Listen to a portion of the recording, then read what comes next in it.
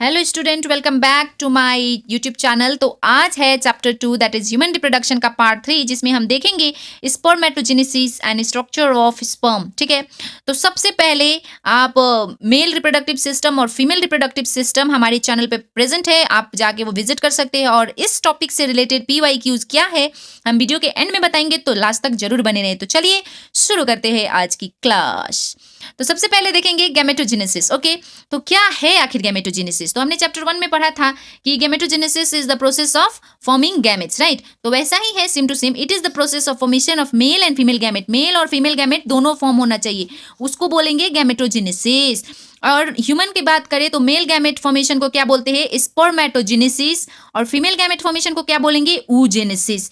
तो ये आज की टॉपिक है स्पर्मेटोजेनेसिस, इसको हम बहुत ही डिटेल में देखेंगे और oogenesis आएगा नेक्स्ट क्लास के अंदर। तो सबसे पहले देखते हैं स्पर्मेटोजेनेसिस। ओके, तो it is the process by which diploid spermatogonia form haploid sperm in the seminiferous tubules of testis. तो टेस्टिस के अंदर तो पता है ना आपको, seminiferous tubules and Leydig cell होते हैं, है ना?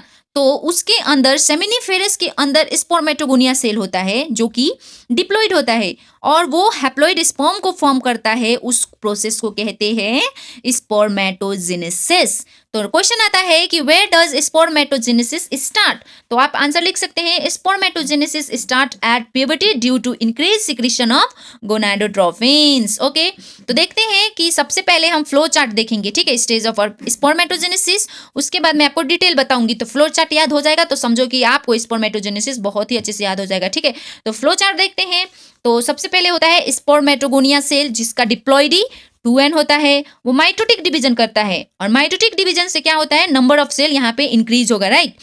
तो माइटोटिक में क्योंकि प्लॉइडी चेंज नहीं होता है तो प्राइमरी स्पर्मेटोसाइट्स बोलता है, उसका भी प्लॉइडी 2n होगा। और इसके बाद ये मियोसिस 1 करता है, वहां पे फॉर्म करता है सेकेंडरी स्पर्मेटोसाइट्स और यहाँ पे इसका तो अब घटेगा ना। मियोसिस मतलब रिडक्शनल रिएक्शन और माइटोटिक मतलब इक्वेशनल रिएक्शन, ठीक है?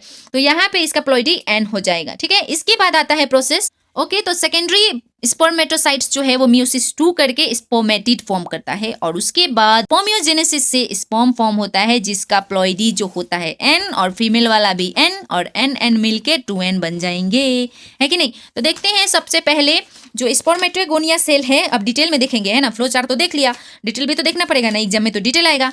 तो देखते हैं मल्टीप्लिकेशन फेज में क्या होता है। तो स्पर्मेटोगोनिया जो सेल है सेमिनिफेरस ट्यूबल्स के अंदर, वो माइटोसिस से डिवाइड होता है, इक्वेशनल डिवीजन, है ना, जिसमें प्लॉइडी चेंज नहीं होता है, बस germ cell, male germ cell का नंबर इंक्रीज होता है।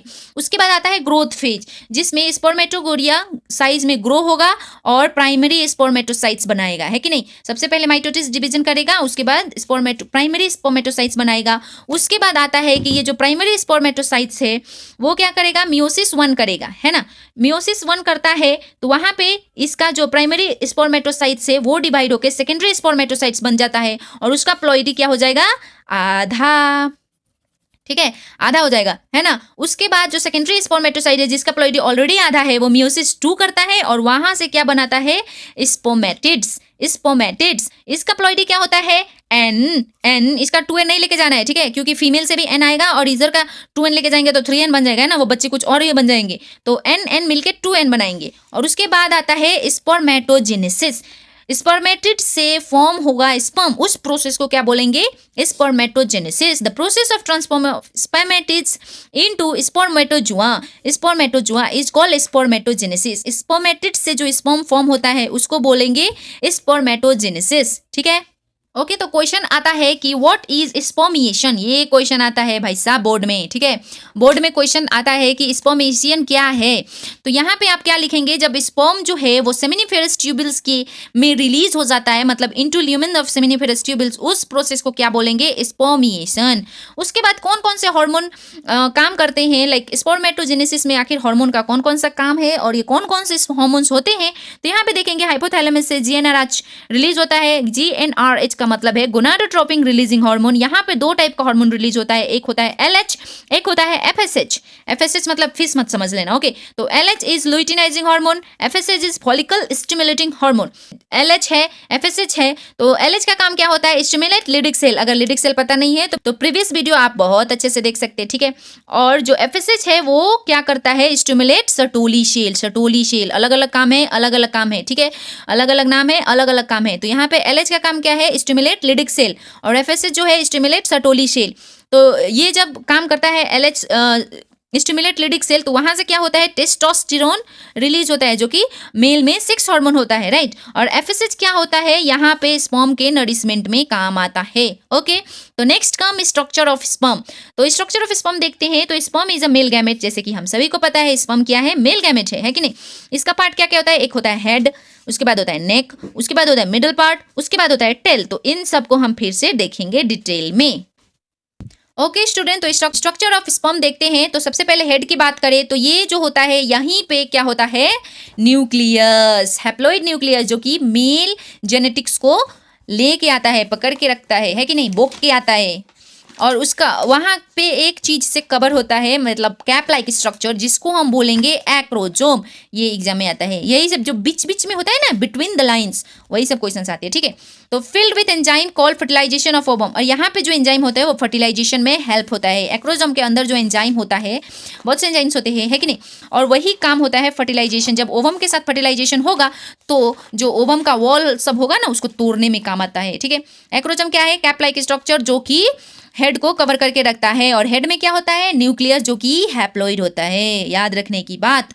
नेक क्या है? Connect head and middle piece. तो ये आप पिक्चर देख सकते हैं, ठीक है।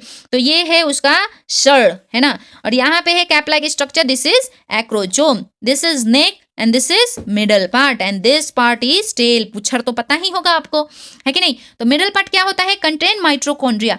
माइटोकॉन्ड्रिया, ये जो मिडल पार्ट है ना, यहाँ पे बहुत से माइटोकॉन्ड्रिया होते हैं। क्यों माइटोकॉन्ड्रिया होते हैं? आखिर क्यों चाहिए माइटोकॉन्ड्रिया, है ना। स्पर्म में माइटोकॉन्ड्रिया चाहिए ही क्यों?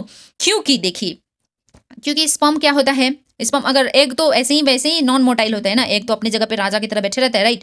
तो क्या करना पड़ेगा? स्पर्म को ही कूद के जाना पड़ेगा, और कूदने के लिए एनर्जी तो चाहिए। तो उसके लिए क्या होता है? माइटोकॉन्ड्रिया होता है। और जैसे कि हम सभी को पता है, mitochondria is the power house of the cell. तो ये क्या करेगा? स्पर्म को एनर्जी प्रोवाइड करेगा, जो कि जिससे स्पर्म मूवमेंट करे, मूव करे और टारगेट तक पहुंचे जहां पे एग है कि नहीं। और टेल क्या होता है? टेल, ये टेल क्यों दिया है फालतू में, है कि नहीं। एक तो सांप जैसा दिखता है, तो ये टेल जो है वो लोकोमोशन में काम करता है, लाइक मूवमेंट में काम करता है। तो स्टूडेंट, ये था स्पर्मेटोजेनेसिस। आपको ये वीडियो कैसी लगी कमेंट में जरूर बताना। ये टॉपिक के बारे में PYQ देखेंगे अब। स्टूडेंट, ये है स्पर्मेटोजेनेसिस से रिलेटेड PYQs। तो 1 और 2 मार्क्स में आता है डिफाइन स्पर्मेटोजेनेसिस। तो formation of sperm is known as spermatogenesis. तो आप ये देख सकते हैं स्पर्मियोजेनेसिस, ये भी वीडियो में ऑलरेडी एक्सप्लेन्ड है। और नंबर 3 है नेम हार्मोन कंट्रोलिंग स्पर्मेटोजेनेसिस। तो स्पर्मेटोजेनेसिस को कौन कौन से हार्मोन कंट्रोल करते हैं? LH और FSH, गोनाडोट्रोपिन्स, ये सब भी वीडियो में ऑलरेडी एक्सप्लेन है, राइट। तो 3 और 5 मार्क्स में कैसे क्वेश्चन आ सकते हैं? तो देख सकते हैं explain stage of spermatogenesis with diagram. तो डायग्राम के साथ आपको स्पर्मेटोजेनेसिस एक्सप्लेन करना है। उसके बाद नेक्स्ट क्वेश्चन है describe structure of sperm with neat label diagram. तो यहाँ पे आपको स्पर्म का नीट एंड लेबल डायग्राम बनाना है और उसमें उनका स्ट्रक्चर लिखना है, लाइक हेड का काम क्या है, नेक का काम क्या है, मिडिल पार्ट का क्या है, टेल का काम क्या है, ठीक है।